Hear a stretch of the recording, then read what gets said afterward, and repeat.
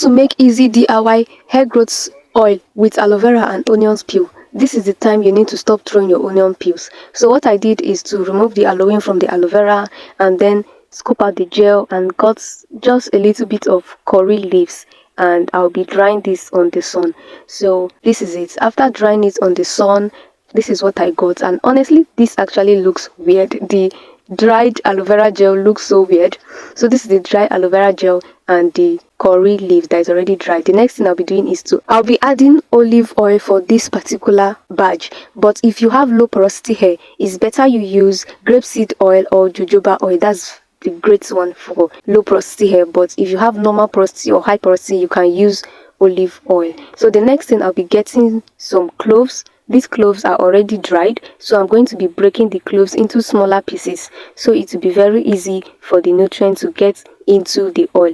So after breaking my cloves like this, I'll be adding it to the oil that I've already added with the curry leaves and the dried aloe vera. So I'll be adding all of this to the oil, and then the last thing I'll be adding is peels of onions. Yes, onion peels. So I'm going to be breaking the onion peels into smaller pieces and adding it to the oil. You can see how plenty my onion peels are.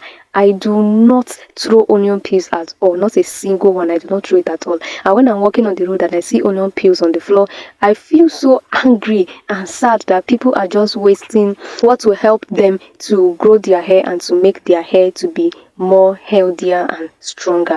So this is me cutting the onion peels into smaller pieces. So after doing this, I'll be adding this to the oil immediately. So I'll be adding a little bit more of the oil, the olive oil, to the mixture. Ensure to stir this very well. Stir it very well. The next thing I'll be doing is to double boil this in low heat. So you place it in your pot of hot water, boil it for about 15 minutes on low heat, or you can infuse this in a cool dry place for 2 weeks. So the next thing, after I brought it down, I allowed it to cool for a bit. Then I'm going to be sieving this with a wig cap, or you can use a sieve to sieve this out.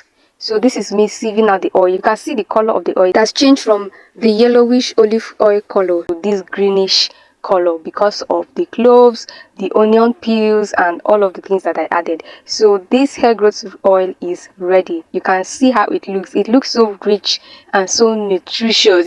It looks like I should even drink it. It's looking so nice. So you can apply this to your scalp after you have moisturized. Yes, you can add vitamin E oil to the hair growth oil, so it will last for about 2 months, so it will last longer. Add vitamin E oil to it. Remember to do the LCO method. That's your liquid, your cream, and then your oil. So this is me applying the oil to my hair. You can apply this to your scalp and massage it when you're doing your massage days. You can use this as a seal after you're moisturizing, and also you can use this for your hair ends. Yes, the ends of your hair. You can apply to the ends of your hair so that it will reduce breakage and avoid you having split end. So don't forget to like this video and to also subscribe to this channel to support this channel, and also comment in the comment section whatever you think about this video. And all of these ingredients, onion peels, aloe vera, curry, and cloves, all of them together would help, and the olive oil of course, would all of them together, mixing all of them together would help give you a very nutritious hair growth oil and very healthy scalp if you use this on your scalp. And remember, Auntie Shade remind us that beauty wey no get care, na dust go cover am. See you in my next video. Bye.